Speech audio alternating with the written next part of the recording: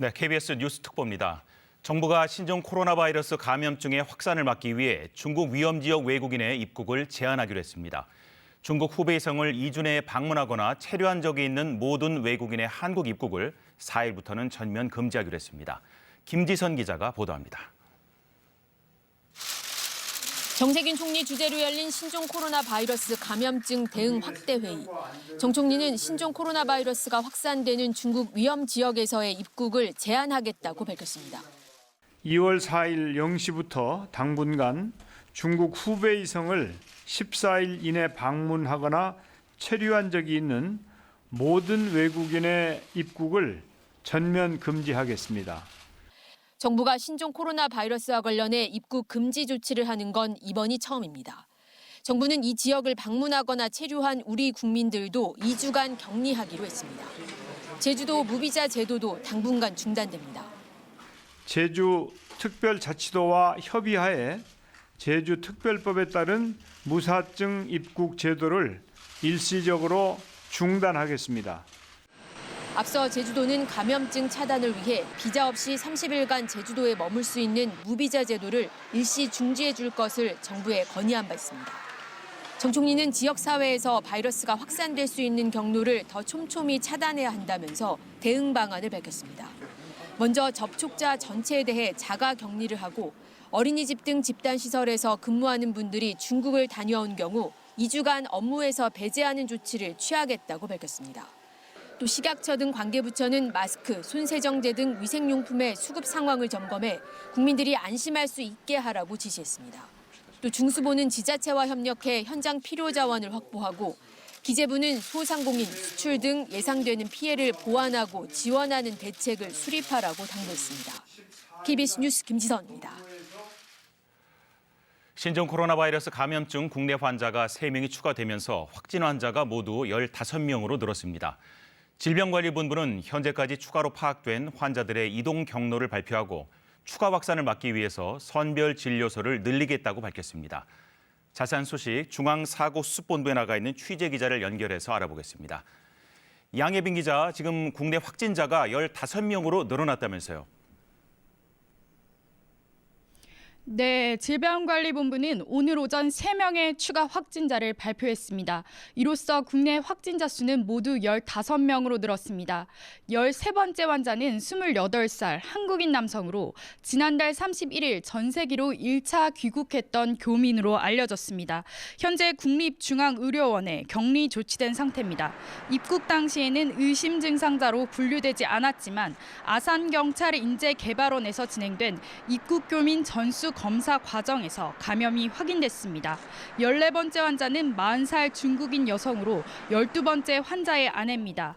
이 여성은 자가격리 중이었으며 현재 역학조사가 진행 중입니다.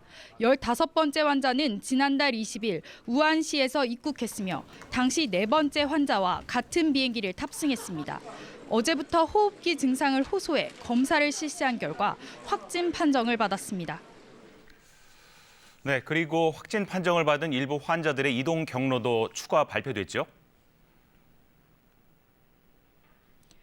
네, 그렇습니다. 오늘 오전 8번째 환자와 12번째 환자의 역학조사 결과가 발표됐습니다. 일본 확진자의 접촉자인 12번째 확진자의 현재까지 확인된 접촉자는 138명입니다. 이 환자는 지난달 20일부터 자가격리가 시작된 30일까지 광범위한 곳을 오갔던 것으로 파악됐습니다. 서울시 중구의 응십점, 남대문, 경기도 부천시의 극장, 인천의 출입국 사무소, 강원도 강릉역, 강릉의 음식점, 경기도 군포의 친척집 등을 방문했습니다. 이동 과정에서도 KTX, 지하철, 택시 등 다양한 교통수단을 이용한 것으로 알려졌습니다. 지난달 30일 순천향대학교 부속 부천병원을 방문한 뒤 자가격리를 시작하고 이달 1일 자가격리 중 확진 판정을 받고 분당 서울대병원으로 옮겨졌습니다. 8번째 환자의 접촉자는 현재까지 72명입니다. 3명이 유증상자로 확인됐고 2명은 음성, 1명은 검사 중입니다. 8번째 환자는 7번째 환자와 우한시에서 알고 지냈던 사이로 귀국할 당시 같은 비행기 옆좌석을 탄 것으로 알려졌습니다. 8번째 환자는 지난달 23일 귀국 이후 하루는 자택에 머물렀고 25일부터 서울 서초의 음식점, 전북 군산의 음식점, 대중목욕탕 등을 방문한 것으로 알려졌습니다. 발열, 기침 등으로 28일 군산의료원의 진료 결과 의사 환자로 분류돼 격리됐으나 음성으로 확인돼 자택으로 귀가했습니다. 29일에는 군산의 음식점에서 식사 뒤 대형마트도 방문했습니다. 하지만 다음 날도 증상이 호전되지 않아 익산 원광대 병원에 입원했고 31일 확진 판정을 받았습니다. 네, 확산을 막기 위해서 브리핑에서 발표된 추가 조치들은 어떤 것들이 있습니까? 네, 질병관리본부는 우선 선별진료소를 확대했다고 밝혔습니다. 신종 코로나 바이러스 감염 확산을 막기 위한 선별진료소를 어제부터 188개에서 532개로 늘렸습니다. 또 1339 콜센터 직원을 어제 88명 늘린 데 이어 모레 62명을 추가 증원합니다. 그리고 정부는 입소 교민들에 대한 관리와 지원도 이어가고 있다고 밝혔습니다. 교민들은 14일 동안 외부 출입과 면회가 금지되고 마스크를 쓰고 대화할 때 거리는 2m를 유지해야 합니다. 지금까지 정부 세종청사에서 KBS 뉴스 양혜빈입니다. 현재 추가 확진자를 포함한 15명의 환자들은 서울과 경기 지역 8개 병원에서 각각 격리 치료를 받고 있습니다. 지난달 우한에서 1차 항공편을 타고 귀국했다가 추가로 확진 판정을 받은 13번째 환자도 오늘 새벽 병원으로 옮겨졌는데 이 환자가 머물고 있는 국립중앙의료원을 연결합니다. 강푸른 기자, 13번째 환자의 상태는 지금 어떻습니까? 네, 13번째 환자는 현재 기침이나 열이 거의 없는 안정적인 상태로 확인됩니다. 이 환자는 28살 한국인 남성으로 오늘 새벽 3시부터 이곳 국립중앙의료원에서 격리 치료를 받고 있습니다. 13번째 환자는 지난달 31일 중국 우한에서 임시 항공편을 타고 한국으로 돌아온 1차 입국 교민 368명 가운데 한 명입니다. 귀국 당시에는 의심 증상자로 분류되지 않았는데요. 아산 경찰인재개발원에 머물며 하루 2차례 모니터링을 받던 중 어젯밤 검사 결과에서 양성 판정이 나왔습니다. 질병관리본부는 13번째 환자가 입소 직후부터 1인실에서 자가 격리 상태로 지내왔기 때문에 경찰인재개발원에 있는 다른 교민들에게 병을 옮길 가능성은 없다고 설명했습니다. 한편 또 다른 추가 확진자인 14번째 환자는 분당 서울대병원에서, 15번째 환자는 국군 수도병원에서 치료를 받고 있는데요. 14번째 환자는 어제 확진 판정을 받은 12번째 환자의 부인으로 열은 없지만 목이 아프고 기침을 조금 하는 중이라고 병원 측은 밝혔습니다. 15번째 환자 역시 안정적인 상태인 것으로 전해지고 있습니다. 질병관리본부는 환자들의 상태는 전반적으로 안정적이며 한때 고열과 두통 증상을 보였던 4번째 환자도 안정된 상태에서 폐렴 치료를 받고 있다고 밝혔습니다. 지금까지 국립중앙의료원에서 KBS 뉴스 강푸른입니다. 충남 아산과 충북 진천의 교민 임시생활시설에는 음성 판정을 받은 교민 14명이 추가 입소해서 모두 700명이 머물고 있습니다. 1인 1실에서 안정적으로 생활을 하고 있는 것으로 알려졌는데, 자, 그러면 충남 아산 경찰인재개발원에 나가 있는 취재 기자를 연결합니다. 최선중 기자, 현장 상황을 전해주십시오.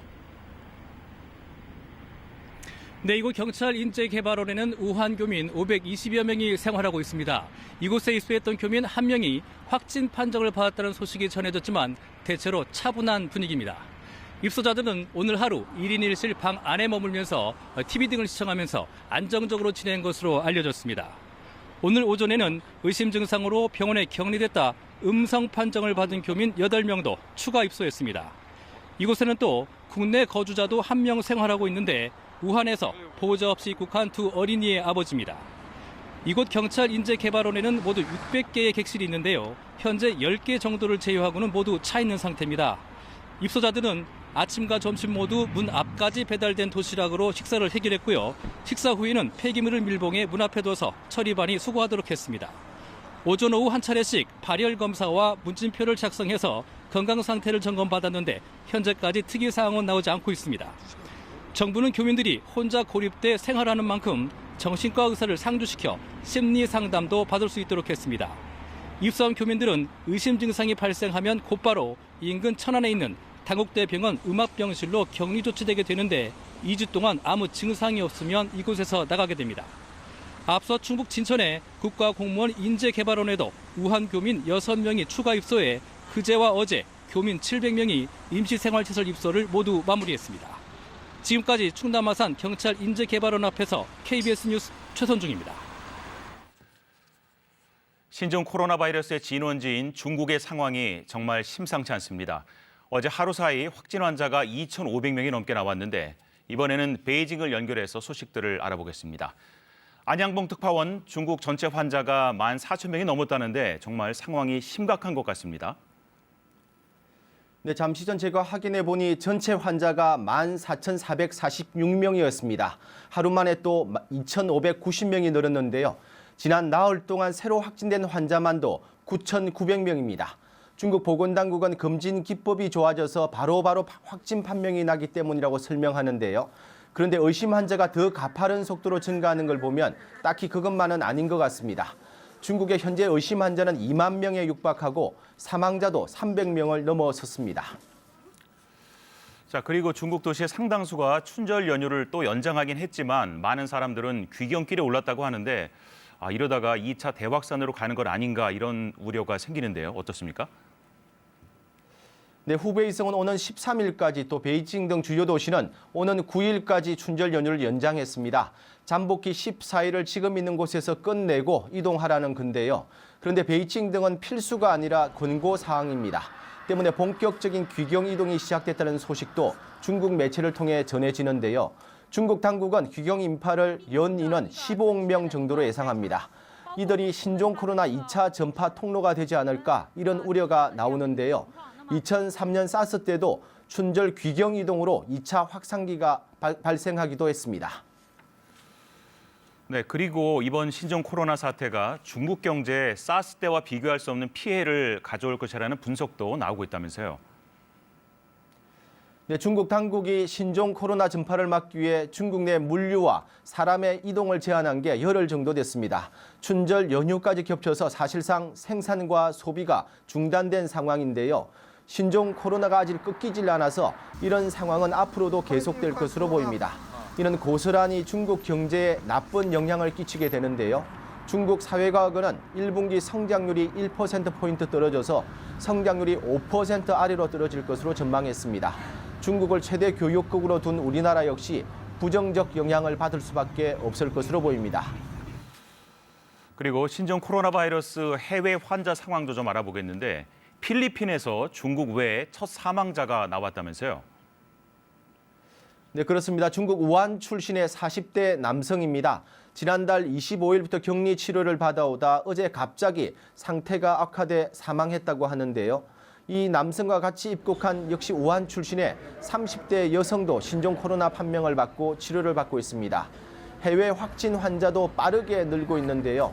일본에서 20명의 환자가 발생했고 태국 19명, 싱가포르 18명 등 모두 24개 나라에서 147명의 환자가 발생했습니다. 지금까지 베이징에서 전해드렸습니다. 문재인 대통령이 오늘 오후 청와대에서 신종 코로나 바이러스 관련 감염병 전문가 간담회를 열었습니다. 정세균 총리는 앞서 강화된 대책을 내놨는데 중국의 위험 지역으로부터의 입국을 제한하는 등의 조치를 시행하기로 했습니다. 잠시 후에 서울 정부청사에서 중앙사고수습본부 회의 결과를 박능우 중앙사고수습본부장이 발표하겠는데요.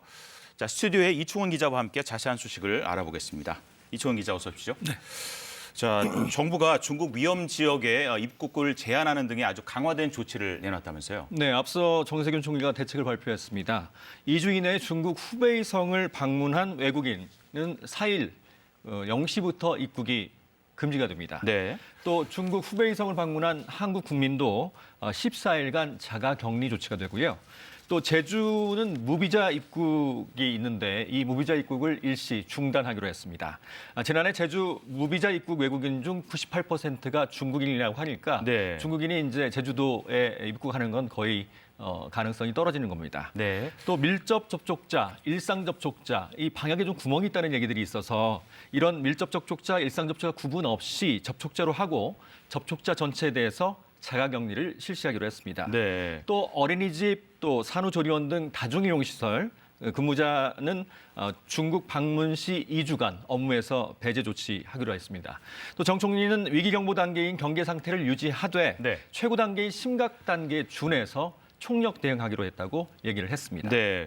자, 이렇게 강화된 조치를 내놓은 곳은 아무래도 국내에 감염이 확산될 위험도 높고 그리고 세계 각국도 중국으로부터의 입국 제한 조치를 취하고 있는데 그것에 따른 것이기도 할까요? 네.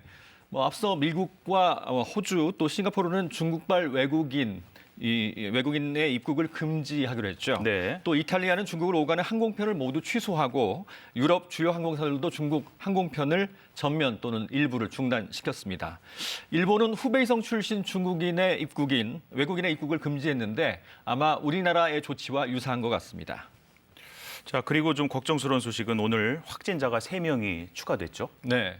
오늘 확진자가 3명이 추가돼서 모두 15명의 확진자가 지금까지 나온 상태인데요. 네. 13번째 확진자는 1차 전세기를 통해서 들어온 우리 우한 교민입니다. 20대 남성인데 이 20대 남성은 그 검역에서는 걸리지 않았습니다. 증상이 네. 없었기 때문에 그때 18명이 검역에서 증상이 있어서 검사를 받았는데 그분들은 모두 음성이 나왔고요.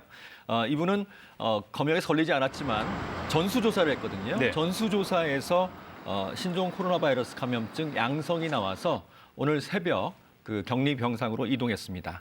14번째 확진자는 어제 나온 12번째 환자의 부인입니다. 네. 기억하시겠지만 일본에서 그 우리나라에 입국한 중국인, 40대 중국인이었죠. 네. 밀접 접촉에 의해서 가족이 감염된 겁니다. 그래서 환자 부인 40대 여성이 14번째 확진자가 되고요. 15번째 확진자는 1월 20일에 우한에서 입국한 우리 국민입니다. 40대 남성입니다. 좀 특이한 것은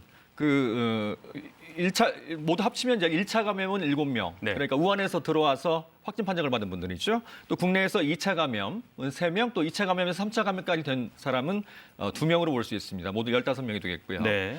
7번째, 8번째 환자 혹시 기억을 하시는지 모르겠는데 8번째 환자는 60대 군산에서 이제 활동 반경이 넓었던 분이죠. 두 분이 우한에 있는 국제 패션센터 한국관에 같이 근무를 했다고 합니다. 그랬군요. 그리고 비행기도 같은 비행기를 타고 옆좌석에 있었고요. 또 조사를 해보니까 3번째 환자, 네. 우한에서 무증상으로 입국한 환자입니다. 또 15번째 환자도 우한 국제 패션센터 한국관에 근무 혹은 방문한 이력이 있는 것으로 봐서 그렇다면 우한발 한국 확진자가 7명이거든요. 네. 7명 중에 4명이 우한 국제 패션센터 한국관에 근무 또는 방문을 했기 때문에 이곳이 혹시 우한발 한국 확진자들의 그 진원지가 아닌가 하는 의심이 돼서 이곳을 방문한 그러니까 우한 국제 패션센터를 방문한 한국민들을 파악하기로 했습니다. 예. 자, 그리고 천신만고 그때 전세기를 통해서 귀국하신 교민들이 지금 임시 생활 시설에서 생활을 하고 계신 거잖아요. 네.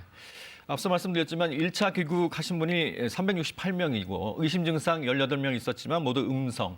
하지만 의심 증상이 없었던 분 중에 확진 판정이 1명 나왔고요.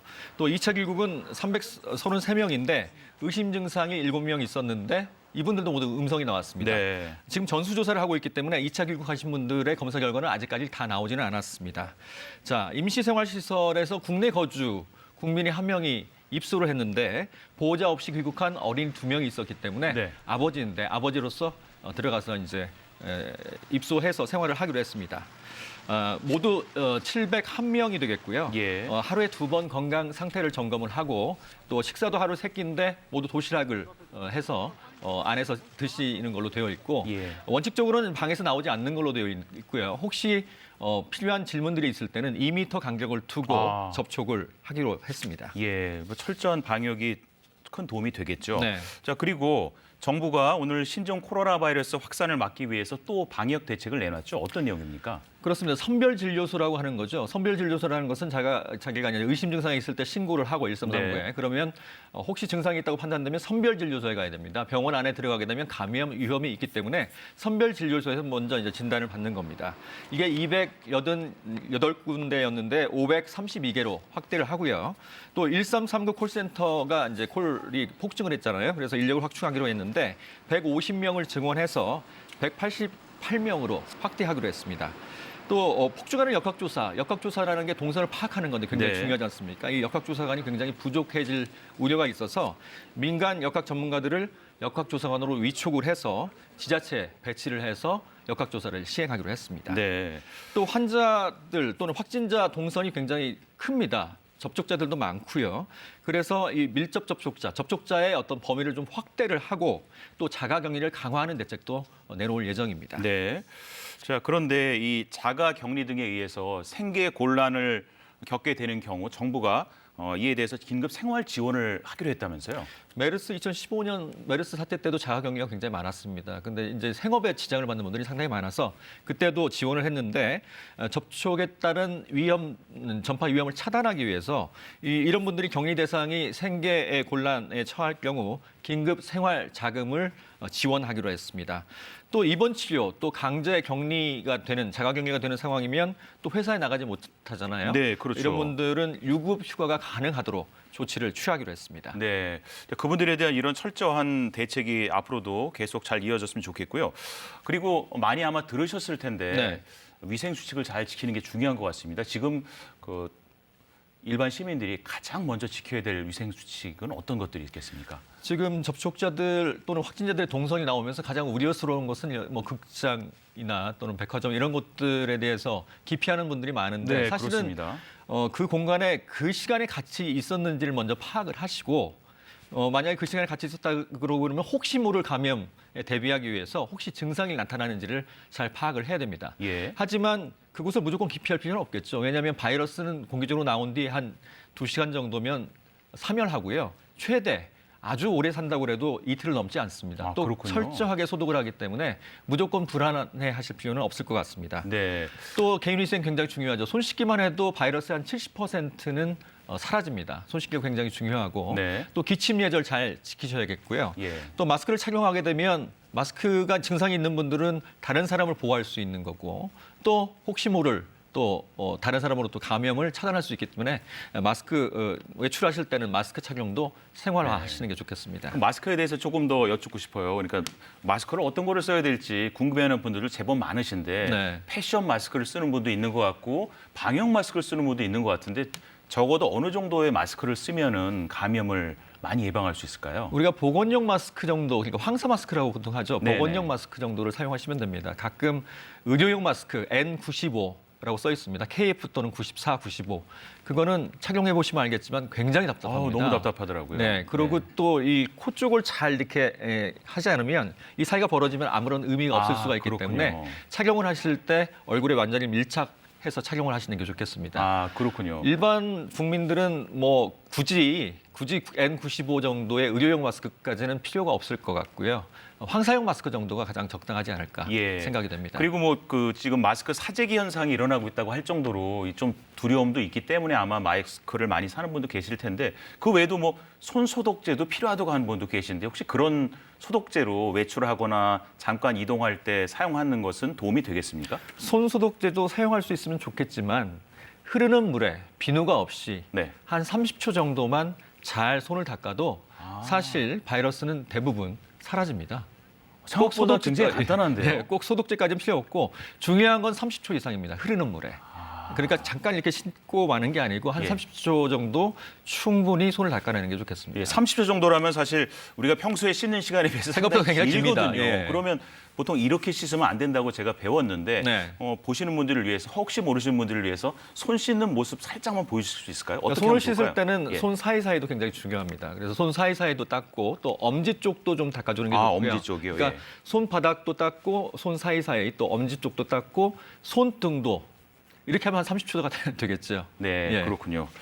자, 확대 중앙사고 수습본부 회의 결과 브리핑이 잠시 후에 있는데요. 이 브리핑 시작되는 대로 여러분께 그 소식을 시청자 여러분께 전해드리도록 하겠습니다.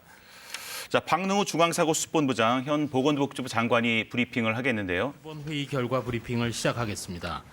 오늘 브리핑은 보건복지부 장관인 박능후 중앙사고수습본부장과 이의경 식품의약품안전처장이 참석했습니다.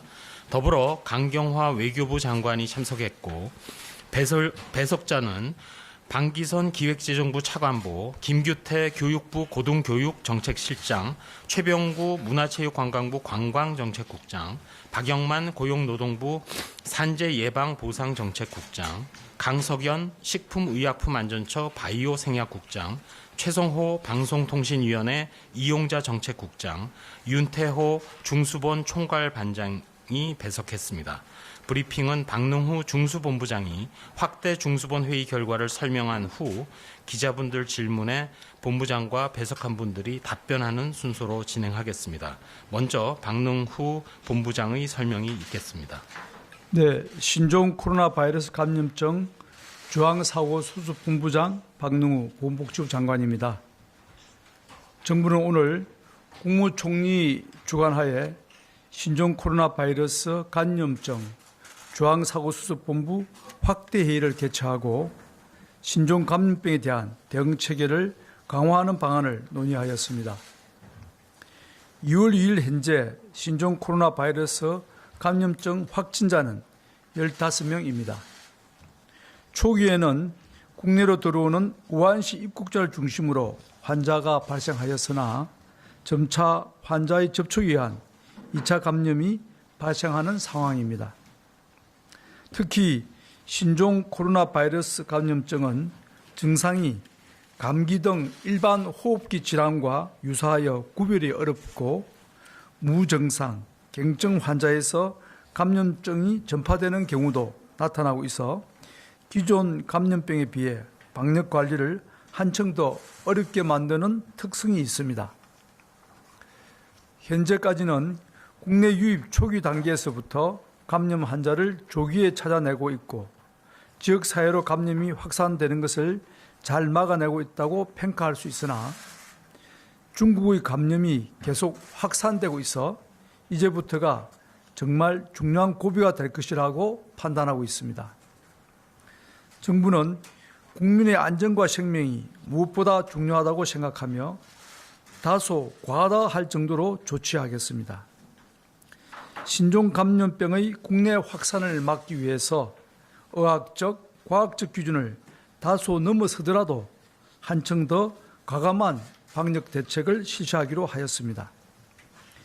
주된 개선 방향은 좀 더 선제적으로 방역 체계를 강화하는 것으로서 첫째, 감염자 유입을 더 적극적으로 차단하는 한편 둘째, 과감한 격리와 조기 진단을 통해 감염병 전파 차단에 집중한다는 것입니다. 이를 위해 우선 중국 위험 지역에서의 입국을 제한하는 조치를 실시하게 됩니다. 감염자의 국내 지역사회 전파를 최소화하기 위해서는 중국을 통한 입국을 제한할 필요가 있습니다. WHO에서는 사람과 물품의 이동에 제한을 두는 것은 비효율적이라고 권고한 바 있으나 중국 내에서 신종 코로나 바이러스의 확산이 계속되고 있고 초기부터 감염이 가능한 감염 특성 등을 고려할 때 감염자 유입 자체를 차단할 필요가 있습니다. 이러한 이유로 미국과 일본 등 세계 각국도 중국으로부터의 입국 자체를 줄이려는 노력을 하고 있습니다. 우리나라에서도 중국에서 입국을 일부 제한하기로 하였습니다. 신종 코로나 바이러스가 가장 확산되고 있는 후베이성에서 입국하는 외국인은 감염증 유입 위험도가 낮아지는 시점까지 입국이 금지됩니다. 내국인은 입국을 허용하되 입국 시 국내 거주지와 연락처를 확인한 후 14일간 자가격리를 실시할 예정입니다. 향후 신종 코로나 바이러스 감염증의 확산 정도에 따라 근본 후베이성 입국 금지 조치로 충분하지 않다고 판단될 때에는 신속하게 추가적인 금지 조치를 검토하게 될 것입니다. 이에 더해 중국으로부터의 입국 절차를 강화하여 입국자를 철저히 파악하고 입국을 최소화하는 조치를 취하게 됩니다. 특별 입국 절차를 신설하여 중국에서 들어오는 모든 내외국인은 별도의 입국 절차를 받게 될 것입니다. 구체적으로 말씀드리면 중국 전용 입국장을 별도로 만들고 입국 시 모든 내외국인은 국내 거주지와 연락처를 확인하여야 입국이 허용됩니다. 특히 연락처의 경우 현장에서 연락이 되는지 확인을 하게 될 것입니다. 중국에서의 한국 입국을 위한 비자 발급도 제한하여 관광 목적의 단기 비자는 발급을 중단할 것을 검토할 것입니다. 중국 전역의 여행 경보를 현재 여행 자제 단계에서 철수 권고로 상향 발령하며 관광 목적의 중국 방문은 금지됩니다. 현재의 중국 내 감염병 확산 속도를 볼 때 우리 국민이 중국에 여행 가거나 체류하는 것은 위험성이 있습니다. 중국 유학생에 대해서는 별도의 대책을 마련할 예정이며 필요시 개강을 연기하는 대책도 함께 검토하겠습니다. 이를 위해 교육부에 범부처 유학생 지원단을 구성하여 대책을 추진하겠습니다. 또한 중국으로부터 입국하는 외국인에 대해서는 비자 없이 입국을 허용하고 있는 제주도 무사증 입국 제도도 일시 중단하게 됩니다. 이와 함께 중국을 대상으로 한 항공기와 선박도 축소 운행하게 됩니다. 두 번째로 보다 적극적이고 선제적인 방역 대책을 시행하겠습니다. 우선 확진자를 통한 2차 감염을 방지하기 위하여 과감한 격리 조치를 실시합니다. 현재는 접촉 정도에 따라 일상 접촉자, 밀접 접촉자로 구분하고 있으나 구분을 하고 밀접 접촉자만 자가 격리를 하고 있으나 앞으로는 이러한 구분을 없애고 접촉자는 모두 자가 격리를 실시하도록 하겠습니다. 지금이 지역사회 확산을 막아야 하는 골든 타임인 만큼 다소 의학적 기준에는 안 맞더라도 우선은 모든 격리 관리를 하여 질병 확산을 막겠습니다. 보건소, 읍면동 사무소 공무원 등을 자가 격리에 대해 1:1 담당자로 지정하여 철저히 관리하겠습니다.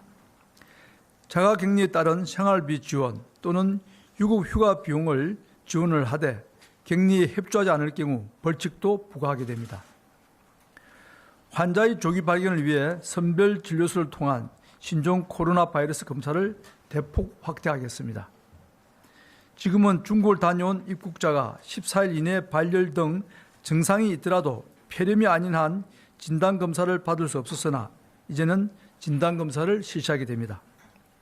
중국 입국자가 아니더라도 선별진료소 의사가 의심 환자로 판단하는 경우 진단검사를 실시하게 됩니다. 지역사회의 감염을 예방하기 위하여 집단시설 종사자의 업무 배제나 휴교 등에 대한 지침을 제시하고 감염 관리를 강화하겠습니다. 유치원과 초등학교, 중학교, 고등학교의 개학 연기나 일시 휴교의 경우 아직 방역적으로는 필요성은 낮으나 학교와 지역사회의 상황에 따라 교육부 장관과 협의하여 교육감이 재량으로 결정할 수 있도록 관련 지침을 시행할 것입니다. 학교, 사업장, 관광지 등 우리 삶의 현장에서 중국 입국자를 적절하게 관리하고 감염증 확산을 방지하기 위한 방역 대책이 잘 시행되도록 범정부적인 광역 관리에 나서겠습니다.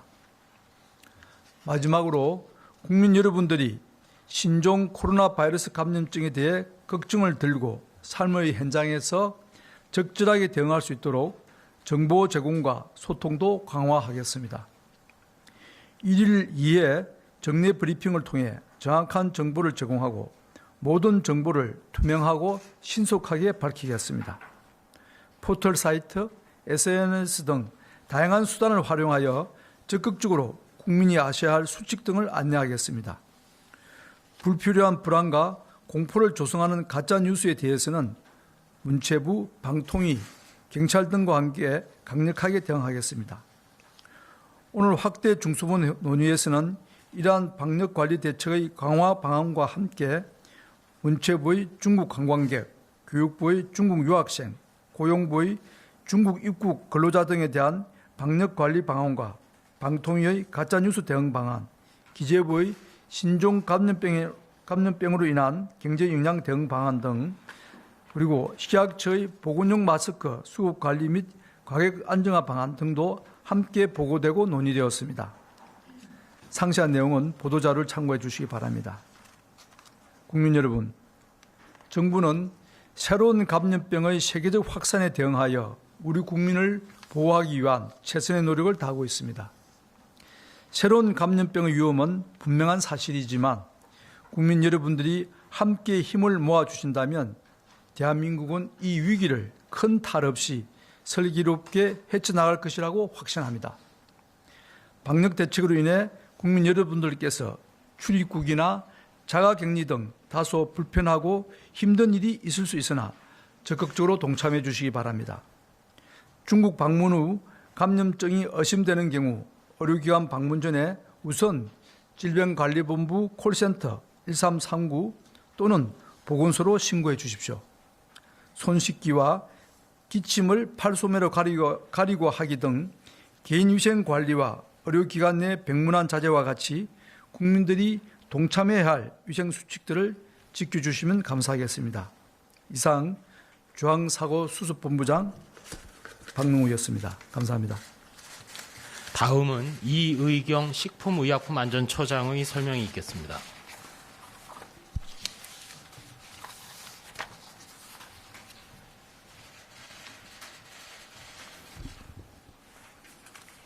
식품의약품안전처장입니다. 정부에서 보건용 마스크 시장 안정을 위해 추진하고 있는 내용에 대하여 설명드리도록 하겠습니다. 정부는 국민들께 마스크를 원활히 공급하기 위해 마스크 제조업체와 비상 대응 체계를 구축하여 운영 중에 있으며 마스크 제조업체는 생산 가동 시간을 늘려서 24시간 공장을 가동하여 하루 1,000만 개 이상 생산할 계획입니다. 정부는 마스크 수급 문제가 발생하지 않도록 매일 시장 상황을 모니터링하고 있으며 전체 제조사의 마스크 제조량은 현재 약 3,110만 개인 것으로 파악되었습니다. 참고로 현재 보건용 마스크를 생산할 수 있는 국내 제조소는 123개소로서 2015년 메르스 사태 당시에 32개소에 비해서 4배 정도 증가해서 생산 능력이 크게 확대되었습니다. 마스크 생산을 위한 주요 원자재인 부직포도 대부분 국내에서 공급하고 있어 공급에는 차질이 없는 상황입니다. 다만 앞으로 대량 생산에 따른 원자재 공급 부족에 대비하여 산업통상자원부와 함께 수급선 다변화, 원자재 생산시설 최대 가동 등을 통해 조달에 차질이 없도록 할 계획에 있습니다. 최근 언론에 보도되고 있는 사재기, 매점 매석 등에 대해서는 식약처, 공정위, 국세청, 지자체 등과 함께 범정부 단속반을 편성하여 불공정 거래 행위 등 시장 질서 교란 행위에 대한 대대적인 단속을 벌이고 있습니다. 특히 온라인 시장과 총판 업체 등을 대상으로 집중 점검하고 있으며 불법 행위가 적발될 경우에는 2년 이하 징역, 5천만 원 이하의 벌금으로 엄중히 처벌할 계획입니다.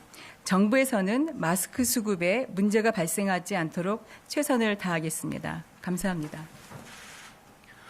지금부터 최대 30분 정도 질의응답 시간을 가지겠습니다. 배석자들은 단상으로 자리해 주시고 질문하실 기자분은 손 들어 주시고 제가 지목하면 소속 이름을 말씀하고 질문해 주시기 바랍니다. 네. 네, 저 중앙일보 이에스더 기자입니다. 지금 이제 2주 내 중국 후베이성 방문한 외국인은 입국 금지 조치를 하는데요. 만약에 이제 이미 그 후베이성 주민들이 육로로 다른 성으로 이동한 경우들이 있는데 이런 경우에 국내에 입국하는 경우에 혹시 이런 부분 어떻게 걸러내실 건지, 그리고 의협에서는 저장성, 광저우 등 5개 지역을 위험 지역으로 꼽고 입국 금지해야 된다고 주장을 하고 있는데요.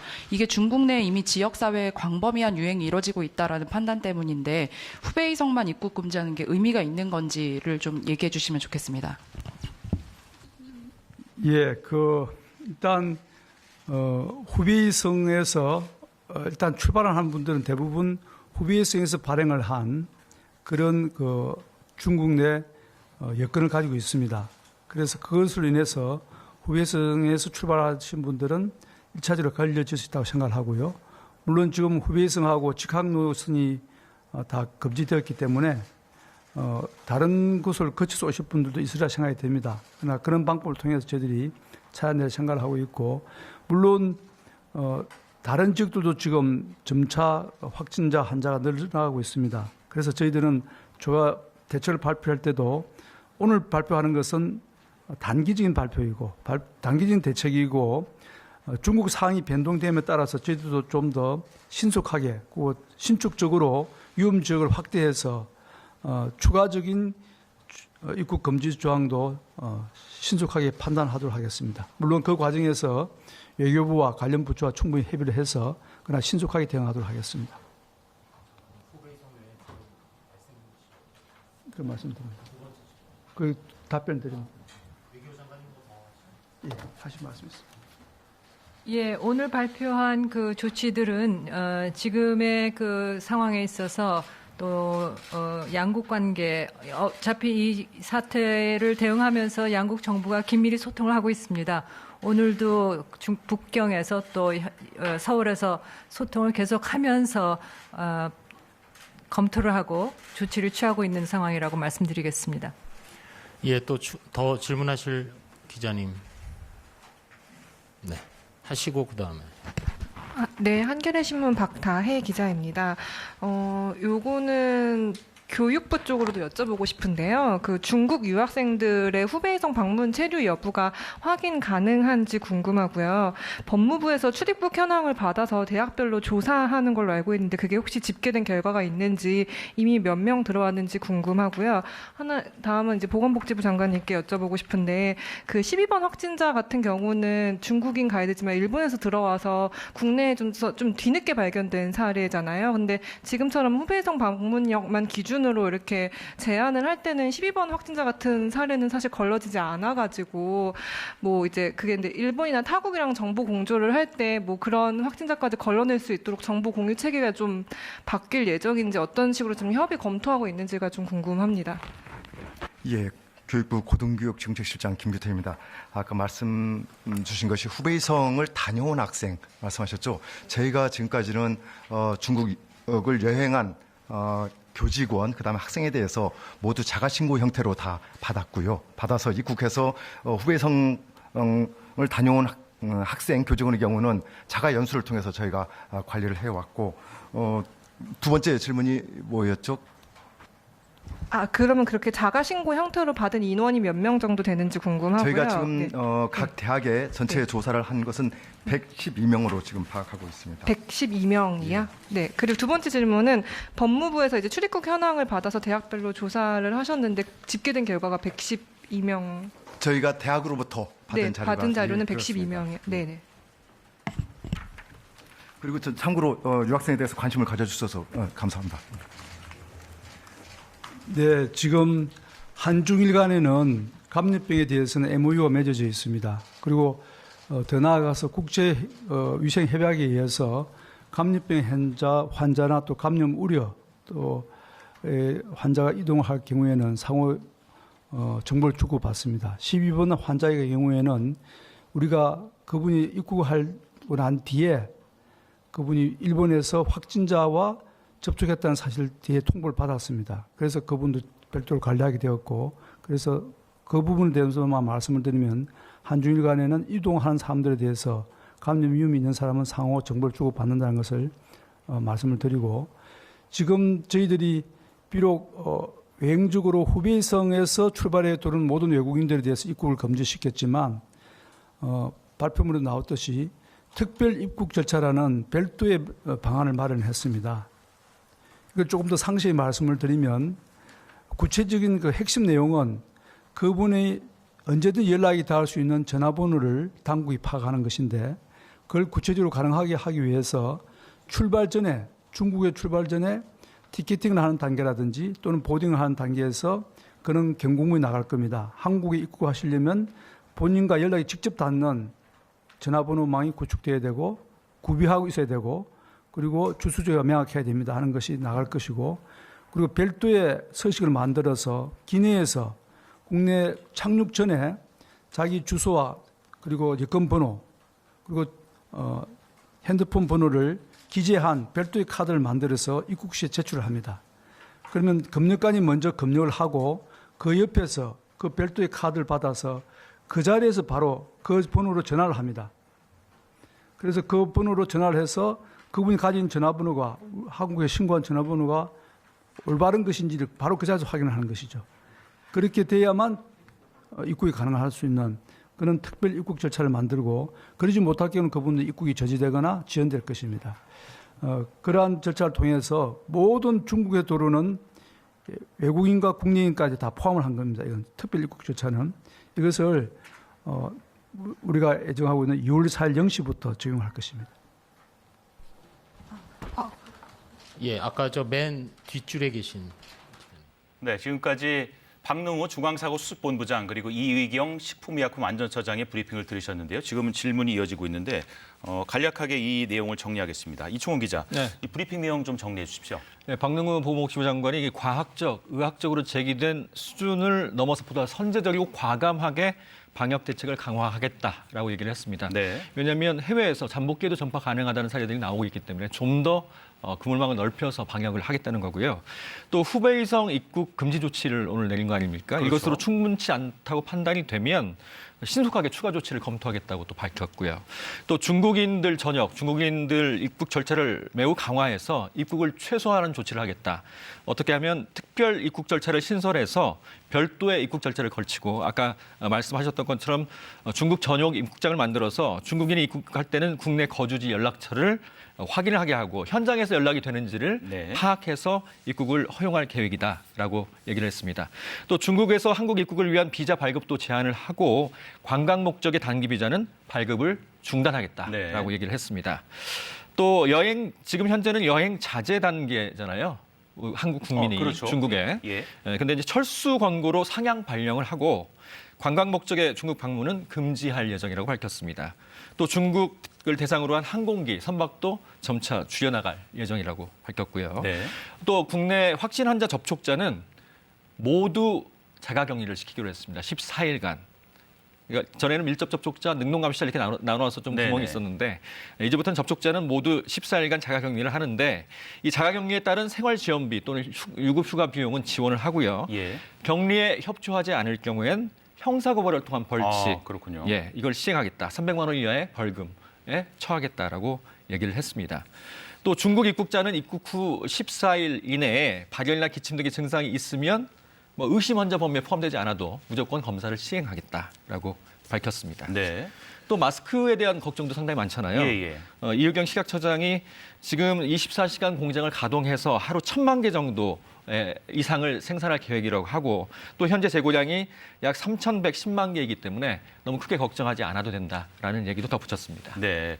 관련해서 이 브리핑은 아마 자세하게 정리한 내용이 나갈 테니까 국민 여러분께서 참고하시면 좋겠고요.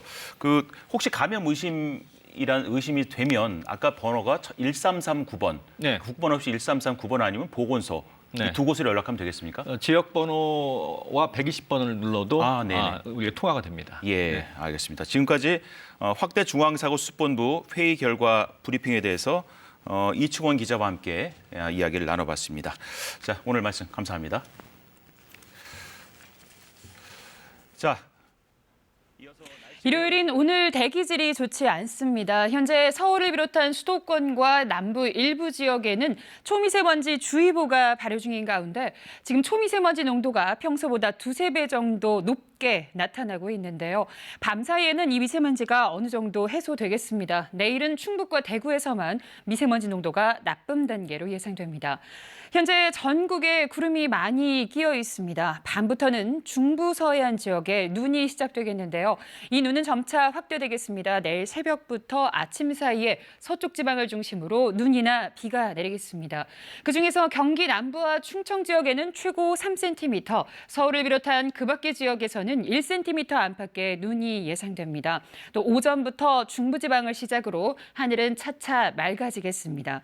다만 강원 산간과 일부 해안 지역에서는 바람이 강하게 불겠습니다. 주변 시설물 점검 잘 하셔야겠습니다. 내일 아침 기온은 서울이 영하 3도, 청주 영하 1도, 대구 0도, 전주는 영상 1도 등으로 평년 기온을 2도에서 4도 정도 웃돌겠습니다.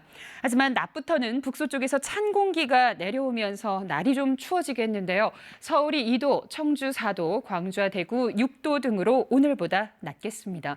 바다의 물결은 동해상에서 최고 5m로 거세게 일겠습니다. 모레 화요일에는 봄의 시작을 알리는 절기 입춘이지만 오후부터 수도권과 영서 지역에 눈이 오겠습니다. 그리고 수요일부터는 영하 10도 안팎의 한파가 몰려오겠습니다. 기상정보였습니다. 네, 앞으로도 신종 코로나 바이러스 감염증 관련 소식이 들어오는 대로 KBS 뉴스를 통해서 빠르게 전해드리겠습니다. 뉴스 특보를 마칩니다.